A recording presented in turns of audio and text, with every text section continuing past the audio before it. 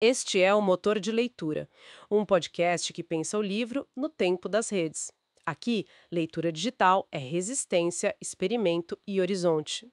Investigamos o que muda quando ler se conecta a algoritmos, dados e desejos. Aperte o play, o futuro da leitura já começou. Oi, pessoal! Hoje nossa conversa vai fundo numa questão assim fundamental: o livre-arbítrio. Vamos pegar ideias filosóficas antigas e colocar lado a lado com descobertas, sabe, da neurociência, da psicologia.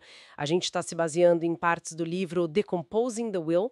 A ideia aqui é entender como a ciência moderna está desafiando aquela nossa sensação bem intuitiva, né, de que a gente está no controle, que somos responsáveis pelo que fazemos. Ok, vamos nessa. Olha, a ciência cognitiva talvez não vá, tipo, resolver a briga filosófica lá dos libertários contra os compatibilistas. Sabe, aquela ideia de que livre-arbítrio e determinismo podem, quem sabe, coexistir.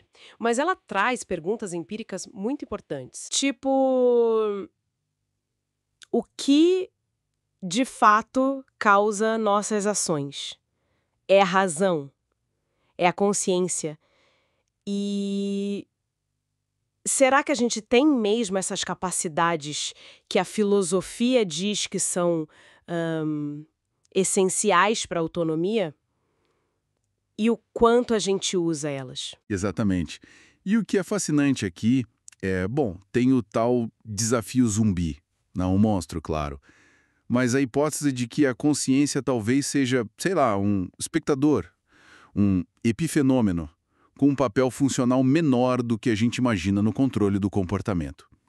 Os experimentos do Benjamin Libet, lá nos anos 80, foram, uau, um divisor de águas. Ele mediu o potencial de prontidão, o RP, que é uma atividade no cérebro que aparecia antes da pessoa ter consciência da intenção de fazer um movimento simples. Peraí, como assim? Quer dizer que o cérebro já está se preparando para agir antes mesmo da gente sentir que decidiu? A sensação de, decidi agora, seria tipo uma ilusão de tempo? Nossa, isso é bem estranho. Antes da nossa experiência de decidir e agir. E o negócio fica ainda mais, sabe, intrigante, porque não é só a neurociência. A psicologia social também mexe com a nossa autoimagem. Eu lembro daquele estudo da cegueira da escolha, o choice blindness. As pessoas escolhiam uma foto que achavam mais atraente.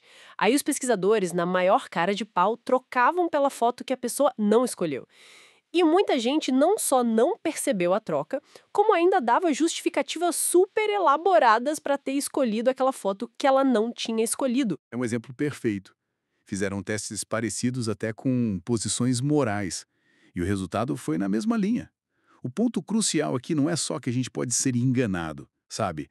Mas que a nossa parte racional do cérebro é, nossa, incrivelmente boa em criar histórias, narrativas para justificar ações ou escolhas que, na real, a gente nem sabe direito de onde vieram. Mostra uma desconexão, talvez, entre o fazer e o saber por que fez. Caramba! Isso talvez explique porque às vezes a gente defende uma ideia com unhas e dentes, mas se parar pra pensar, nem sabe direito o motivo original. E aí, diante disso tudo, como é que a filosofia tenta, sei lá, salvar a ideia de liberdade? Bom, aí entram as visões que a gente chama de compatibilistas. Em vez de ficar listando um monte de filósofos, vamos focar numa ideia central que aparece no livro, que é a das contas baseadas em razões. A ideia principal é que para ser livre não precisa que a nossa escolha seja totalmente sem causa, sabe? Tipo vinda do nada. O importante seria a nossa capacidade de agir respondendo a razões, motivos que a gente consegue reconhecer, pensar sobre eles. Mesmo que um processo inconsciente dê o pontapé inicial, se a gente é sensível a essas razões, ainda existe um tipo importante de liberdade e responsabilidade ali. Ah, entendi. Quer dizer, a liberdade estaria mais na capacidade de guiar a ação usando bons motivos, mesmo que o primeiro empurrão venha de outro lugar? Faz sentido. Exatamente. E isso conecta com outra questão, a automaticidade. Porque, vamos combinar, muito do que a gente faz parece automático, né? Pensa naqueles estudos de Pryling, sabe? Mostrar palavras ligadas a estereótipos tipo velhice. Isso influenciava, de leve e sem a pessoa perceber, a velocidade com que ela andava depois. Mas veja bem, isso não acaba com o controle. Mostra mais uma influência inconsciente em como a gente age, e não necessariamente na decisão do que fazer. Os participantes ainda tinham a intenção consciente de fazer a tarefa que pediram para eles. Hum. Então a gente não é só marionetes de estímulos inconscientes o tempo todo. E o esforço, a força de vontade, onde entra? Provavelmente não somos só marionetes, não. A consciência pode ter um papel fundamental, sim, talvez para integrar informações diferentes ou planejar a longo prazo, resolver conflitos entre impulsos, como se fosse uma espécie de, sei lá, um senado dentro da mente, né? E além disso, a gente tem estratégias conscientes para se regular. Pensa nas intenções de implementação. São aqueles planos bem específicos. Se acontecer X, então eu vou fazer Y. É quase como programar um gatilho automático para ajudar a gente a seguir nossos objetivos conscientes. Tá. Então, o que a gente leva disso tudo?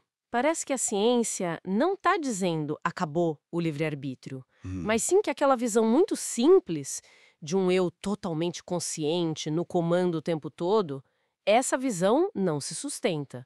A nossa agência, nossa capacidade de agir é algo bem mais complexo, moldada por processos inconscientes, por coisas automáticas, pela situação, pelo social e também pelas nossas próprias estratégias conscientes. É uma mistura, né? perfeito. É uma visão bem mais rica e, eu diria, realista. E isso levanta uma questão importante para a gente pensar. Se o nosso próprio senso de controle e até as razões que a gente dá para as nossas ações podem ser meio que construções, né? Como na cegueira da escolha. Até que ponto a gente pode confiar na nossa própria percepção interna sobre o quão livres a gente é? E um último pensamento, olhando para o futuro. Será que tecnologias que estão surgindo, tipo aquelas de monitoramento contínuo, ou de micro pré-compromissos, sabe? Umas pequenas travas digitais para ajudar a gente a não cair em tentação. Será que elas poderiam funcionar como andaimes para a nossa vontade? Ajudando a gente a exercer um tipo diferente de autocontrole nessa era digital? Fica aí a reflexão.